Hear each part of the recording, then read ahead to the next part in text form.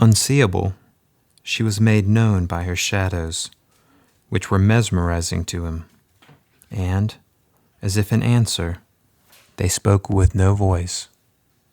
Turn slowly. Do we believe only what we see, or do we understand that there are things that are unseeable or unknowable? And if we think that there are things out there that are unknowable or unseeable, how do we reconcile that with not being able to see them or not being able to know them?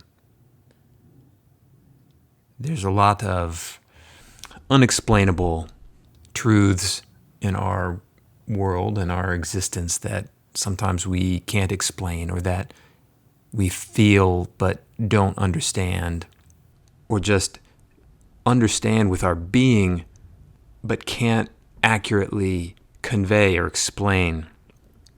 That's a little bit of what's going on in this print that I've tried to convey.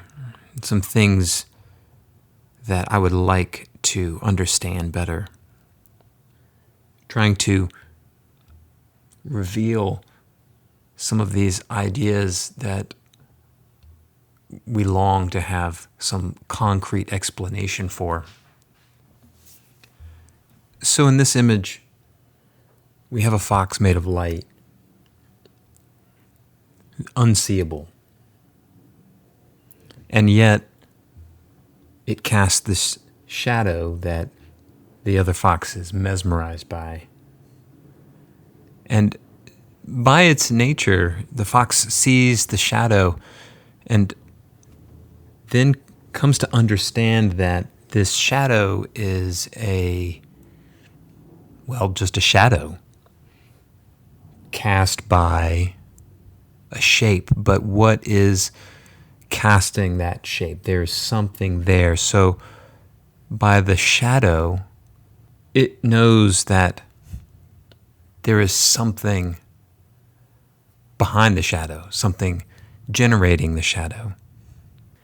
And in the image, the call is for that fox to turn around, turn away from the shadow.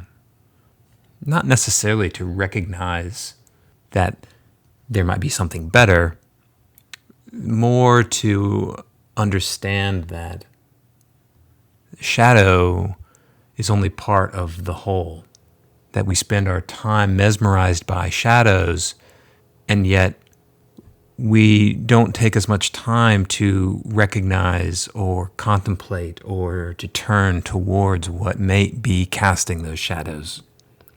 And even turning, what we find is unseeable. But we know it's there because of the shadows.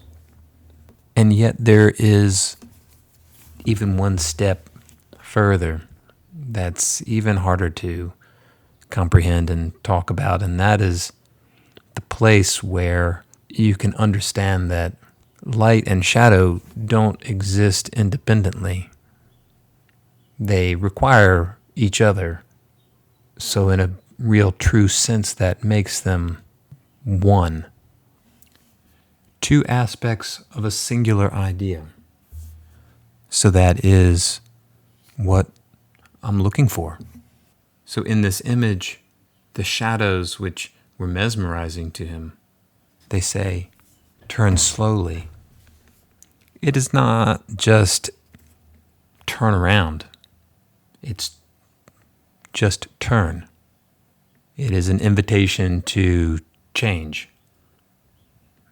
Not to change and then stop. It's just an invitation to change. And be okay with that. Ultimately, I think, though, that these ideas are not for words. It's why I explore a lot of these ideas in making my artwork. I talk a lot about the creative spirit. And I have been lately, and what that means in creating a work of art, and what it means to the artist, and even what it means to the person who ultimately is going to live with that piece of art, and how it is imbued with what the artist has put into it. The art itself is kind of like that dualistic light and shadow relationship. I am not saying that the artist is the source of the light. I would say that in that analogy that the artist is more the element casting the shadow, and accessing that spirit is the artist's job, and the art itself is the shadow of the experience. Again, words break down here, and the work is just to be meditated upon. It is something to live with and appreciate. The artist tries to open up the window to that unseen world.